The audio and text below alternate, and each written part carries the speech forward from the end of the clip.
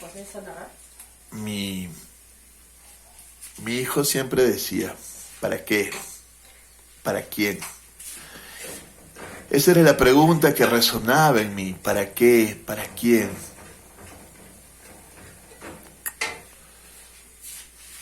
No podía responder esa pregunta. Yo quería hacer de Carmona una ciudad grande. Así que convertí a mis ciudadanos en monjes. Estos monjes, de verdad... Sí. Antes había llegado la peste. No. Primero los convertí en monjes. Sí, los convertí en monjes que realmente distribuían la riqueza, racionalizaban todo, compartían todo, claro que obligados por mi poder y en temor, en gran temor hacia mí. ¿No era al revés? ¿No eran los monjes que estaban buscando a Dios? No. ¿Solamente buscaban la guerra? No, mi amor, no. Yo había logrado... ¿Tú? Yo había logrado vencer el hambre, ¿entiendes? Lo que no había logrado absolutamente nadie. Había logrado vencer el hambre. Eso es lo que había logrado. Y luego es que vino la peste. Y cuando vino la peste, vinieron esos monjes, ese monje en particular que me dijo que lo que yo había hecho no tenía ningún sentido, que al final la gente que yo había librado del hambre igual había muerto y de peor manera en la peste. Y ahí fue donde la gente comenzó a... ¿Peregrinar? Sí, a querer peregrinar, a querer volver a la fe con una vehemencia tremenda. ¿Te imaginas eso? Querer volver a la fe. Bueno. Tuve que convertirme a la fe.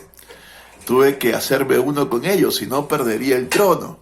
¿En serio? ¿Sí? O sea, que eres un convenido. No, mujer. No, por favor, basta. Tus categorías y tus juicios son una estupidez, por favor. Pero, por favor. ¿qué estás hablando? ¿Cristian o Fosca? Por favor. Entonces, lo que hicimos fue... Entonces, que sea Fosca quien hable. Entonces, déjame hablar a mí. No, quiero que escuchar a Fosca. No. Entonces, lo que hice fue llevarlos a una peregrinación por todas las ciudades. Y en todas las ciudades yo le tocaba la puerta a los príncipes y le pedía que nos dieran algo por caridad.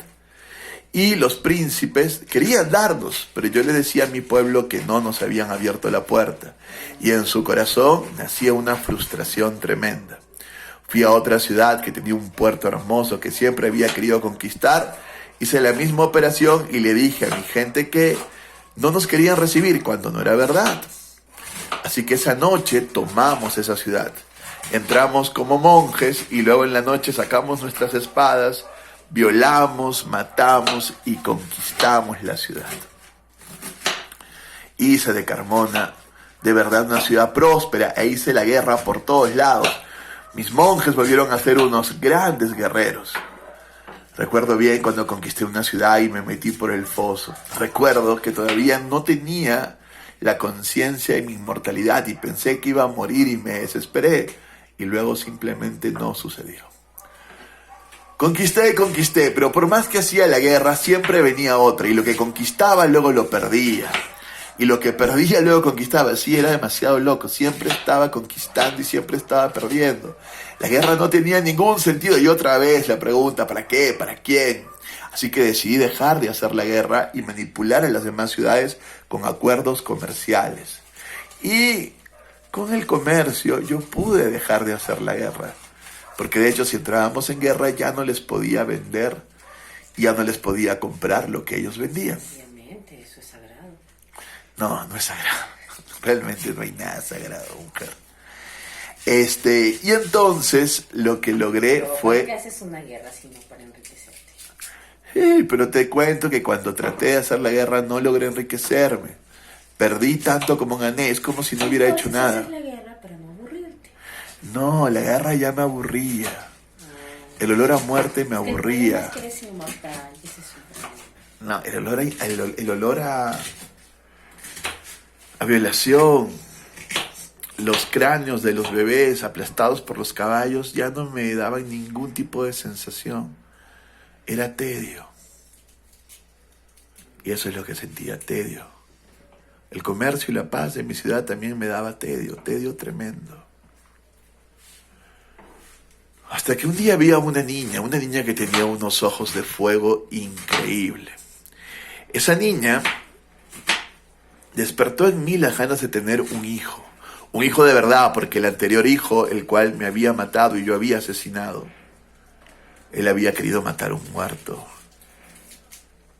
No había sido realmente mi hijo, yo no lo había criado. Quería criar un hijo, quería cuidarlo, tenerlo de a pocos.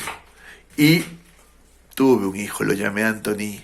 Era hermoso, era delicado, no era tan fuerte como los hombres anteriores, pero este hijo era realmente hermoso. Le di lo mejor, lo llené de riquezas, de conocimiento, de habilidades, lo crié como un guerrero, lo hice fuerte.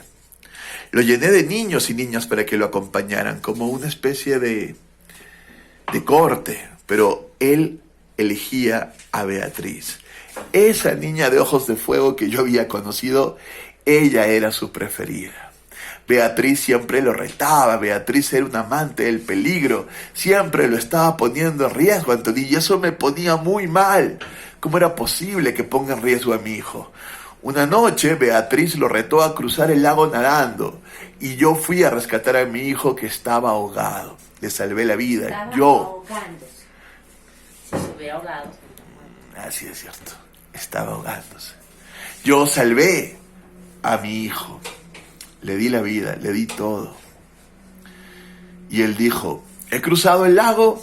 Y Beatriz le dijo, no, lo harás mañana. ¿Cómo que mañana? Jamás. Nunca dejaría que cruzara el lago. Le hice prometer que nunca iba a cruzar el lago. ¿Le hiciste prometer a quién? A mi hijo. ¿Y a Beatriz? ¿No le podías hacer prometer nada? A Beatriz nunca le podía hacer prometer nada. Beatriz jamás podía ser mandada por mí. No me tenía miedo, me tenía odio. ¿Así, de la nada? Nunca nadie me rechazaba. Todo el mundo me temía o todo el mundo quería algo de mí. Beatriz quería que yo me alejara. Eso era lo único que quería. Y eso me atraía más. Pero ella estaba enamorada de mi hijo, de Antoni. Y Antoni no la quería. Como una amiga, como alguien que le hacía sentir vivo, pero no la amaba, la encontraba fea. Yo no la veía fea. Yo la veía hermosa con sus ojos de fuego. Antoni fue mayor y me dijo que quería hacer la guerra. ¿Para qué hacer la guerra? Le he dado lo mejor de lo mejor. ¿Para qué hacer la guerra? La guerra no lleva nada, no tiene sentido. Si acaso no lo sabe, no lo podía saber. Él me decía, ¿para qué me has enseñado tantas cosas y no vamos a hacer la guerra?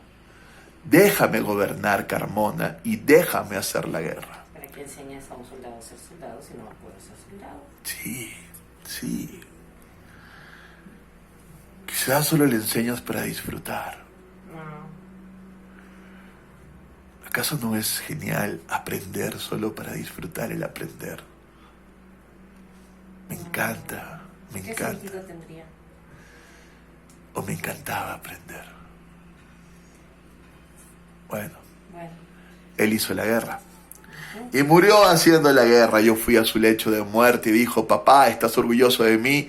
¿Cómo voy a estar orgulloso de ti, pedazo de imbécil? Tantos años que te he dado y tú los desperdicias. ¿Qué tienes en la cabeza? ¿Qué tienen en la cabeza los hombres mortales? Pero no le podía decir eso. Conquistando la ciudad. Sí, no le podía decir eso.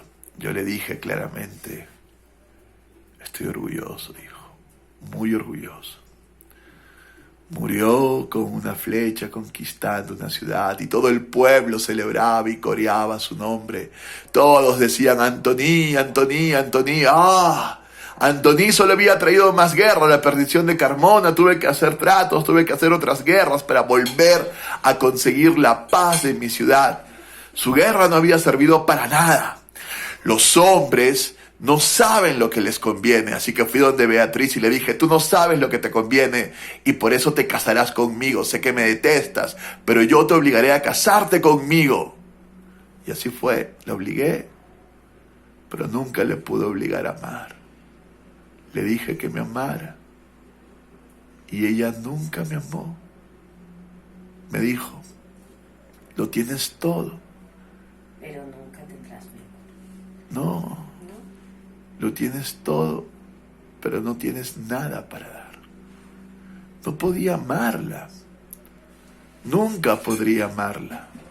Los mortales pueden amar porque van a morir y las cosas que dan son valiosas. Yo tengo el tiempo eterno. No lo entendía, pero realmente no tenía nada para dar.